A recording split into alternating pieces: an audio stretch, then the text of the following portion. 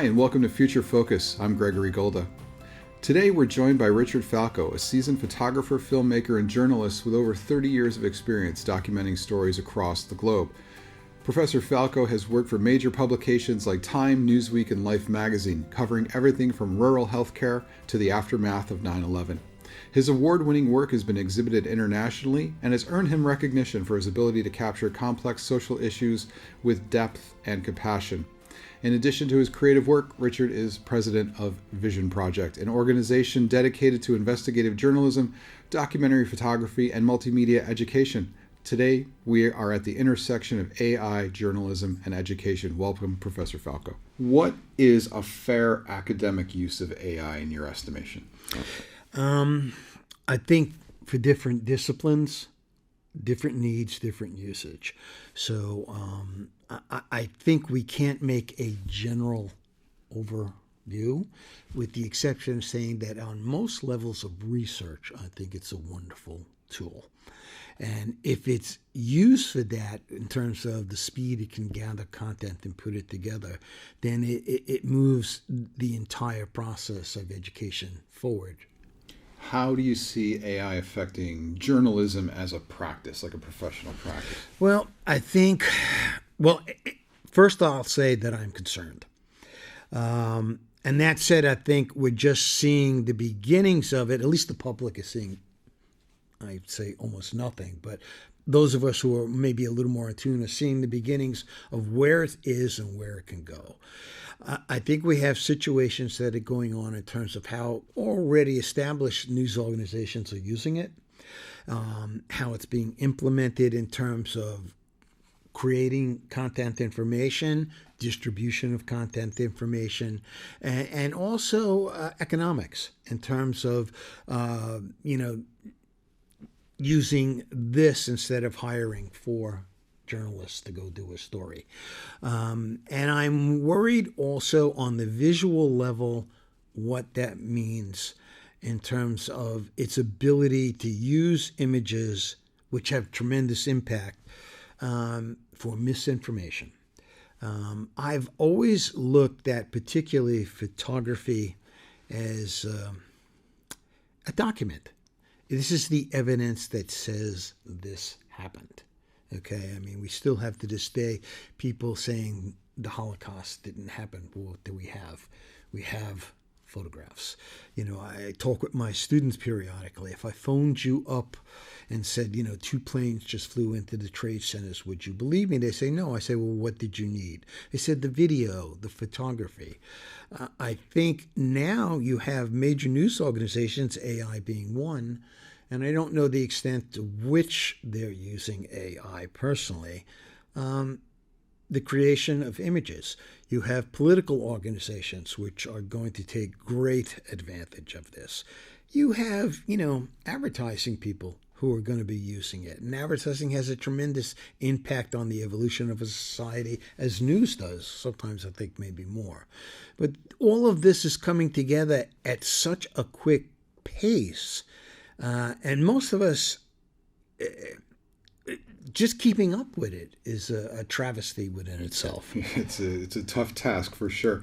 So you were part of a process we call gatekeeping. Mm-hmm. Now, as a photojournalist, your first gatekeeping duty was framing. You pointed a camera, you excluded everything outside the frame, and then pressed the button and captured a slice of reality. How is AI now part of the gatekeeping process? Well, I think it's created a bunch of tools, and we're seeing that particularly in the software, which is, I always tell my friends when Photoshop came out that you can make a good picture better, but you can't make a bad picture good. I think what we're seeing now is with that vision that an individual develops to make statements about what they see can be altered immediately, and also for individuals who, in that rectangle that you suggest, doesn't get it right, the tools for AI can put in what was missing or what they wanted. And I think we're going to see this used over and over and over again. There was an incident a number of years back where a journalist from the LA Times had been, I believe it was in Iran, he had taken pictures of a number of refugees moving down through a group of individuals. And what he did is he shot probably 10 pictures in rapid succession. And he had a picture where the man was holding his child in a really touching position, but the people around him didn't have the expression that the photographer wanted on their faces. And what he did is he took the image of that man with his child and actually put it with the same people in a different picture to get the emotional impact he wanted. Now, when the LA Times found out about it, they fired him because that's not okay. I'm not sure that's going on now, particularly as we see the polarization of news as it's evolved. And people have different agendas, not necessarily news. And I think it's going to be harder and harder to know what those dividing lines are, what are do's and don'ts, and who's going to control how that works.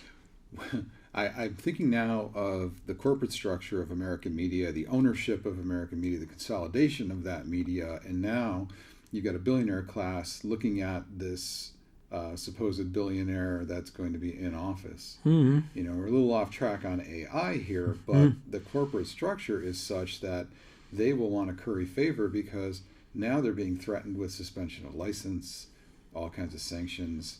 So how do you feel about that? Well, I think there's been a major change in terms of, going back to your word, the gatekeepers. Editorial control was always separate from the business part of a news organization. And that line was distinct, okay? And the integrity of an institution was measured by the impact and the relationship of those two. We have certainly seen, particularly over the last 2 decades, a complete erosion of that. We saw it with Fox, with Ailes, and what he did to the news and the agendas he set and how it actually went out, our general population knowing it changed the way people think. For sure. Yeah. And you're always going to have that profit motive, okay?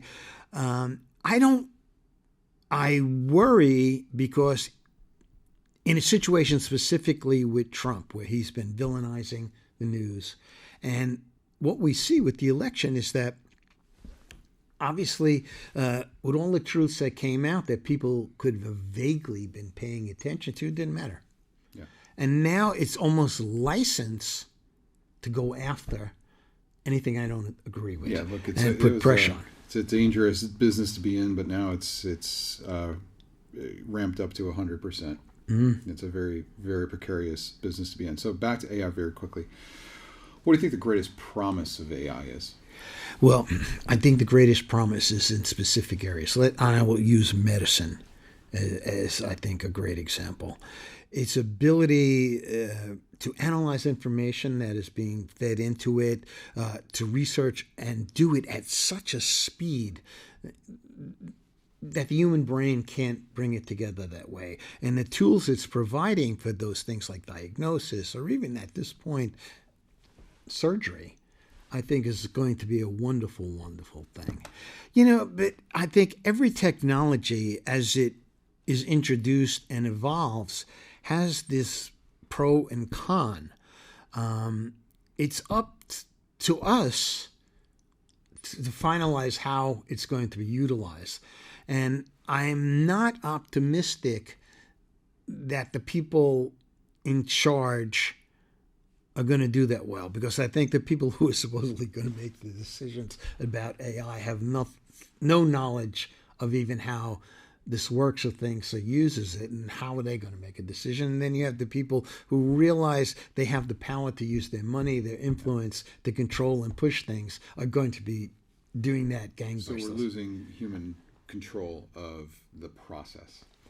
I'm afraid so. And I don't mean to be a pessimist, but I've never been so concerned as I have been witnessing the last 4 or 5 years, particularly in this country, and as I look globally, how the movement of information has had impact on the world.